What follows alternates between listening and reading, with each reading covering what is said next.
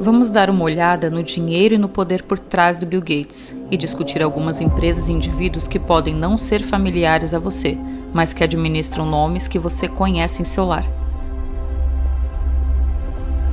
Então, vamos dar uma olhada mais de perto em uma facção denominada hoje em dia de Deep State.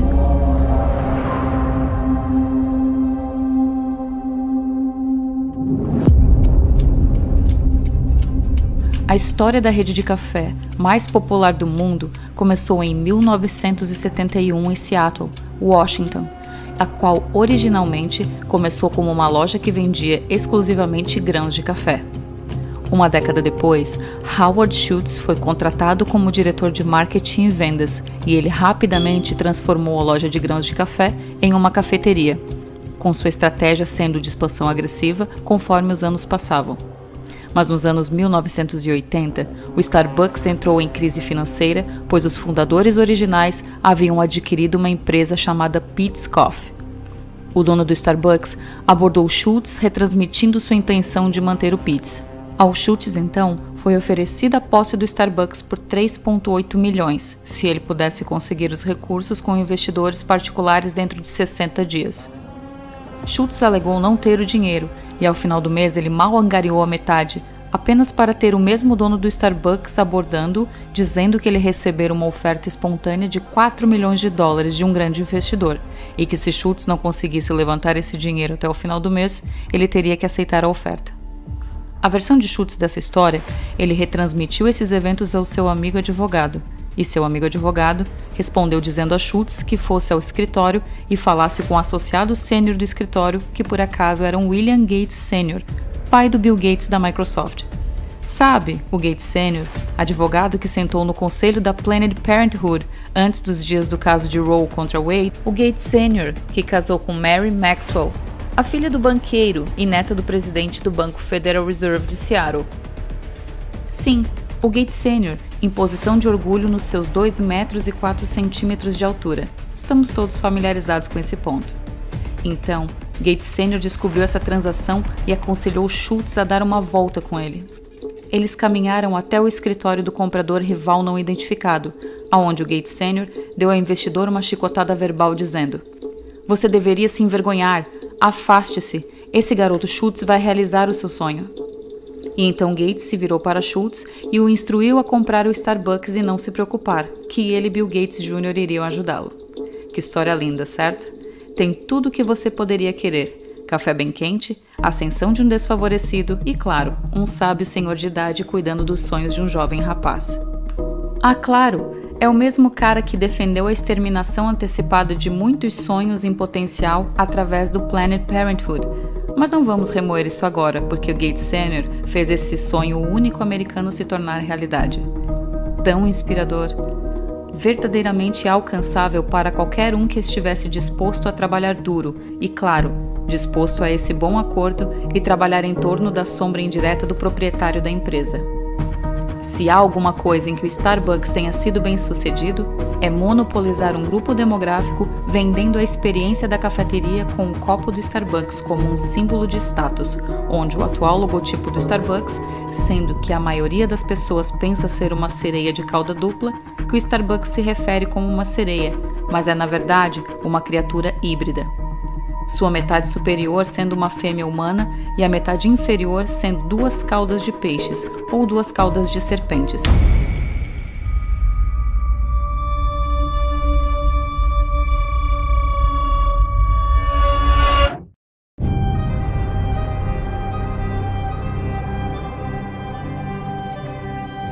O café naquele copo vem com um valor objetivamente alto, e alguém pode deduzir que altos preços equivalem a alta qualidade, ou pelo menos ingredientes reais. Mas quando você analisa a composição das bebidas e dos produtos assados do Starbucks, o que te resta são os OGMs, pesticidas, xarope de milho com alto teor de frutose e vestígios de hormônios de crescimento espalhados, os quais todos estão conectados a doenças crônicas e problemas de infertilidade. Até o leite tem OGM, de vacas alimentadas com uma dieta de milho OGM. Esse milho é pulverizado com pesticida como o Monsanto Roundup. Se você já pulverizou Roundup no seu quintal, você sabe por experiência própria que mata tudo que entra em contato. Então, o que significa ingeri-lo no dia a dia?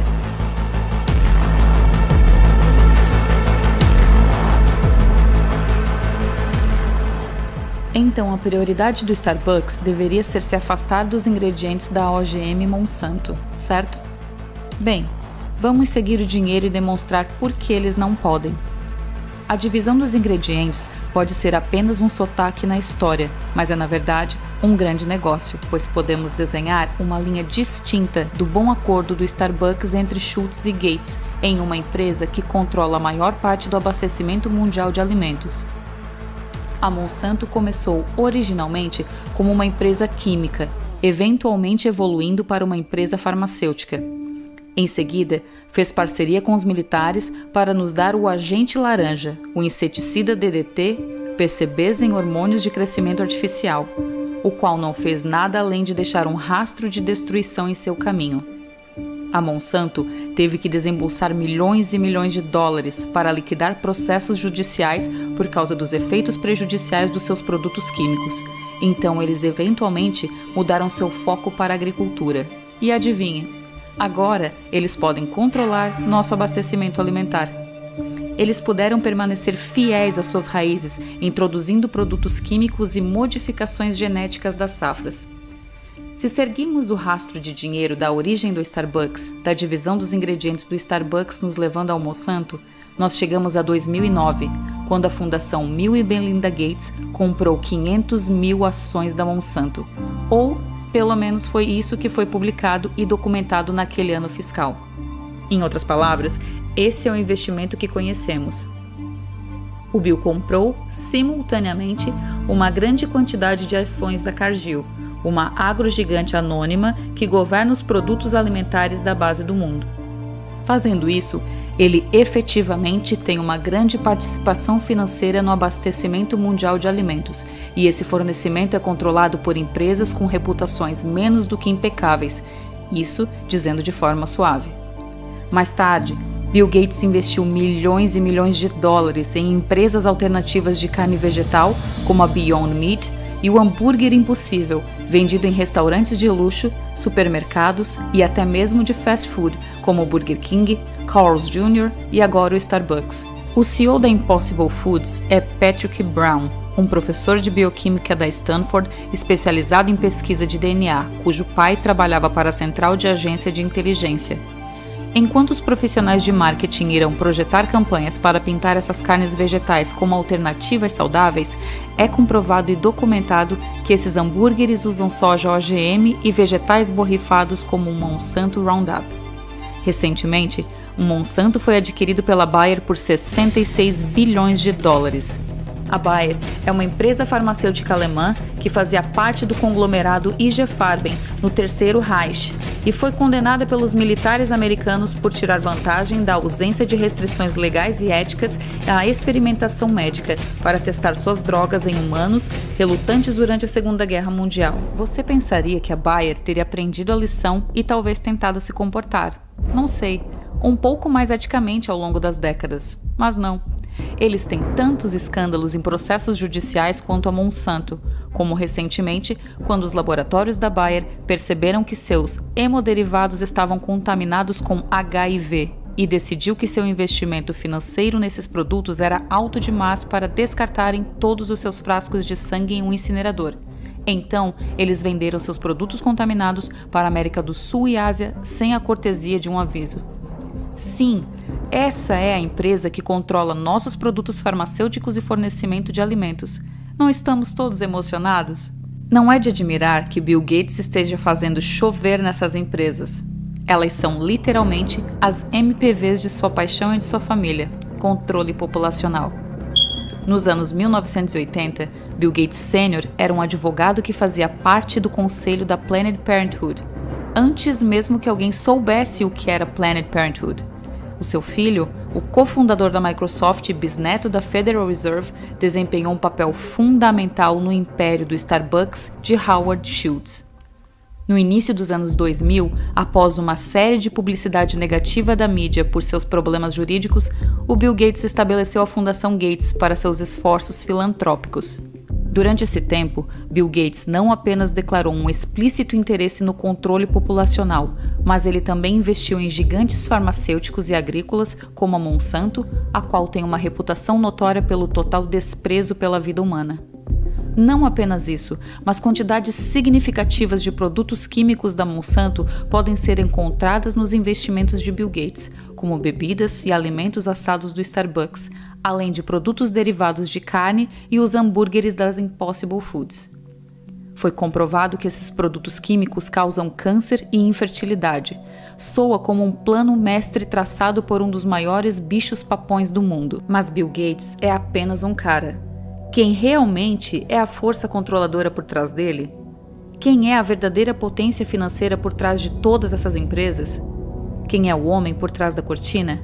Se você seguir o dinheiro, você chegará a um lugar: Bain & Company.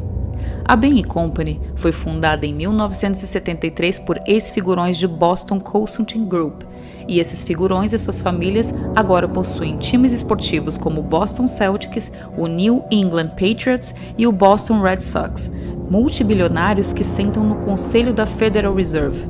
A Bain & Company é uma das 3 grandes elites no gerenciamento de firmas de consultoria, que são notoriamente sigilosas sobre si mesma e seu trabalho para clientes, ganhando assim o título KGB da consultoria ao longo dos anos. Você deve ter ouvido falar da Bain & Company durante a corrida de Mitt Romney para a presidência. As 2 pessoas mais famosas da Bain são Dick Cheney e Mitt Romney. E claro, o Dick Cheney foi vice-presidente durante a administração do Bush. Mitt Romney quase se tornou presidente. O próprio Mitt Romney iniciou no Boston Consulting Group, onde ele trabalhou ao lado de ninguém menos do que o primeiro-ministro israelense Benjamin Netanyahu. Eventualmente, Mitt Romney passou a trabalhar para a Bain, onde ele rapidamente subiu na hierarquia, tornando-se um dos vice-presidentes no final dos anos 1970, chefiando o capital de risco de um braço da Bain chamado Bain Capital. Você pode nunca adivinhar isso, mas o íntegro mormon Mitt Romney esteve lá durante o tempo todo, literalmente moldando a cultura e realidade dos Estados Unidos e de países ao redor do mundo, através da Bain & Company. Enquanto a Bain funciona como uma empresa de capital privado, acho que podemos dizer com confiança que a Bain & Company é uma frente da inteligência dos Estados Unidos e uma empresa militar industrial, já que algumas das pessoas mais famosas da Bain são funcionários do governo de alto nível. E os clientes mais famosos da Bain foram e são Halliburton, Raytheon, Monsanto, Microsoft, Starbucks e até mesmo a Fundação Bill e Melinda Gates. A Bain gerencia uma grande parte das empresas na Fortune 500, é por isso que seus estoques vão tão bem. E enquanto a Bain diz que eles são uma empresa de consultoria, seu padrão é de uma empresa de aquisição que entra, assume e silenciosamente deixa a concha intacta enquanto eles colocam seus próprios funcionários em posições de poder dentro de uma empresa. Você pode se surpreender que o gerente da Bain é Ryan Seacrest, o responsável pelo reality show Keeping Up with the Kardashians. Podemos dizer com eficácia que o mormon íntegro Mitt Romney foi o cara que colocou a agenda transexual na televisão através da saga Bruce e Caitlyn Jenner. Então, quando Kanye West fica tagarela e é amarrado a uma maca e colocado de castigo por alguns dias, apenas para retornar parecendo um aspirante a clone do Marshall Mathers, isso é tudo a Bain & Company.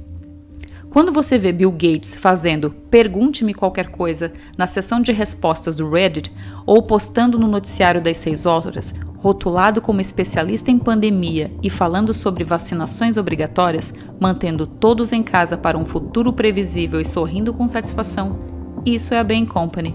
Quando você está mordiscando seu hambúrguer de fast food à base de vegetais e dá uma bocada do delicioso Monsanto Roundup, isso é Bain & Company.